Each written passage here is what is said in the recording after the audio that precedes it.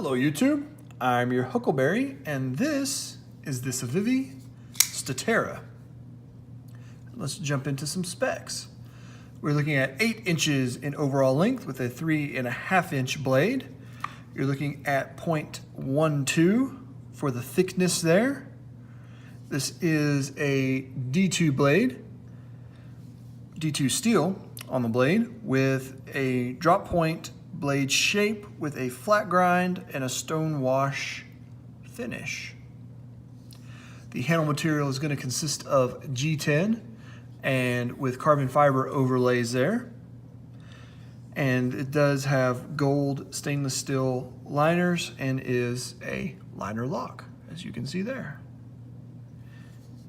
It does have a titanium pocket clip that can be right hand tip up or left hand tip up if you so choose. And let's get a weight on the Statera here and see what we come up with. Come on, come on, come on. There we go. And looking at right around 3.8 ounces. So definitely not heavy. Pretty good weight there. Pretty good weight. Carries well at that weight. And let's do some size comparisons. Here we go against a Kershaw leak.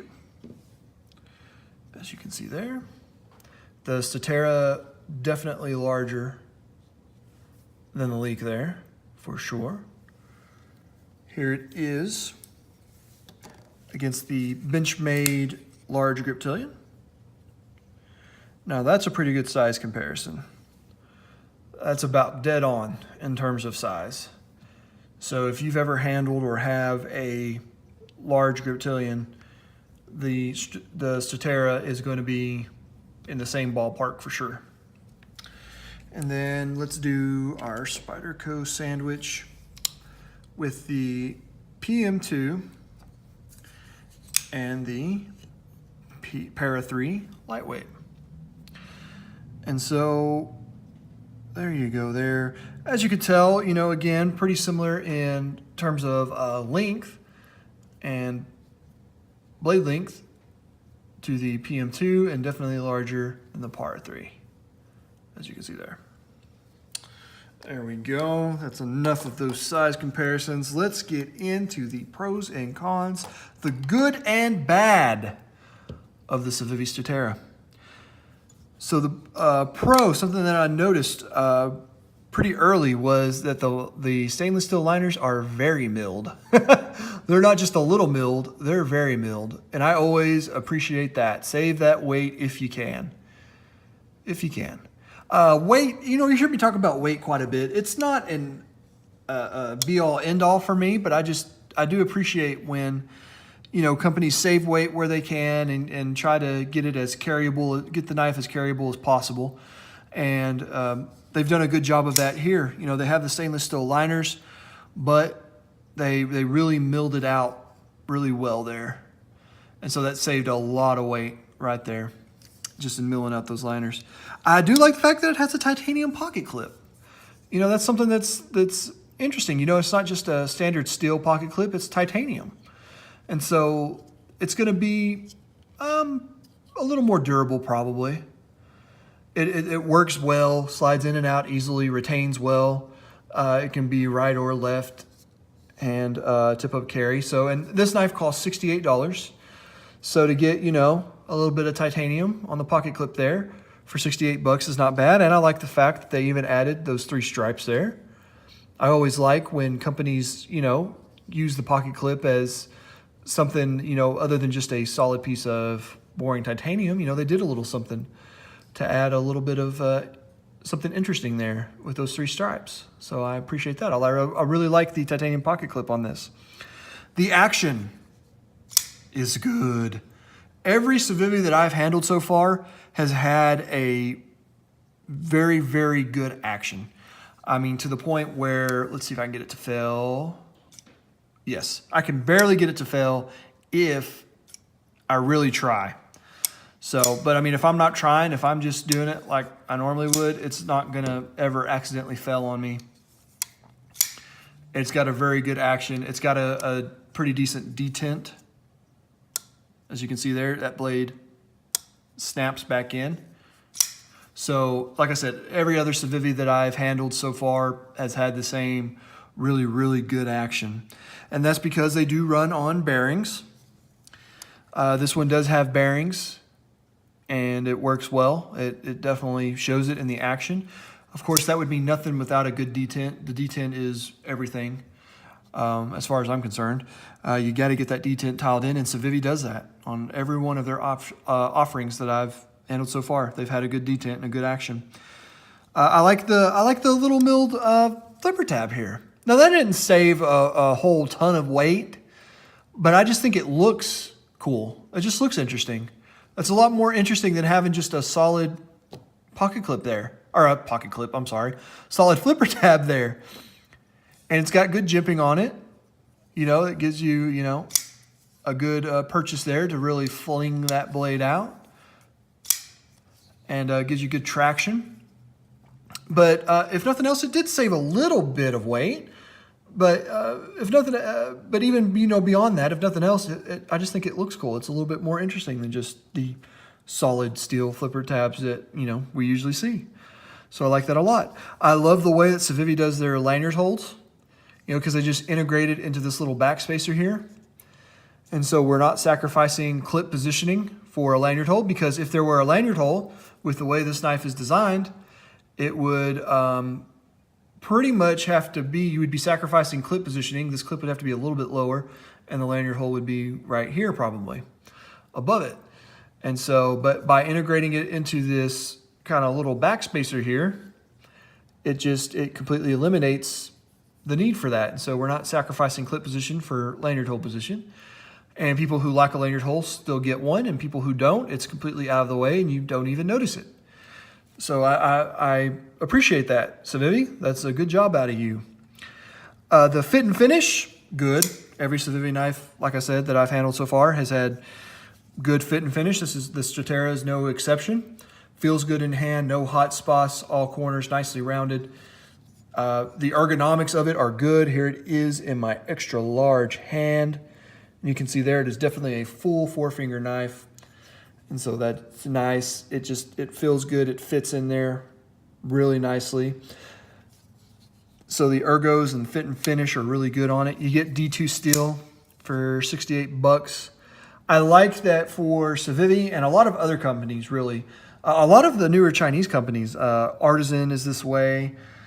I'm sorry, I just lost my train of thought. Two Sons seems to be this way, where kind of their budget steel is D2. That's kind of where they start, is at D2, and they go up for there. And I think that's really good. That's good because it's better to me than OS 8 or 8CR 13 MOV. I think it's a step up from those two. And so I like the D2 steel, of course. The lock bar access, or the liner lock access, excuse me, is good. It's easy with my fat thumbs to slide in there and disengage that lock. See, that wasn't a very good flip, but it flipped out anyway because it's got a good action. But, you know, you got some jimping here that make it easier to access. It's good. This is such a good fidget knife. This is a really good fidget knife. I've enjoyed just flipping this guy around, and just because it's just got a good action, easy lock bar access. It's just nice. The blade shape, they call it a drop point, but it's, I don't know, not your standard drop point. You know, to me, kind of a standard drop point is like this. This to me is kind of what I think of when I think of a drop point knife, is this right here. And so this is, well, yeah, it's definitely drop pointish. You know, you got a little bit of an interesting little hump there that adds a little something to it. And so, you know, it's not just a drop point. It's not just a standard drop point. So that's nice. I like that. I like that all the hardware, as you can kind of see here, is kind of that bronzy color. It's kind of a bronzy color to kind of match the scales, you know, to match the kind of desert G10 there. And so I like that too. I think it looks good. The cons, and there ain't many, guys. I don't have much bad to say about the Statera here. The color, I traded for this knife, so I didn't really get a choice on the color. If I had my choice, I would have gotten the black G10 with the carbon, and it comes with the carbon fiber and everything and the gold liners, and I think that looks really good with the black G10. This is kind of a tan, I guess, G10.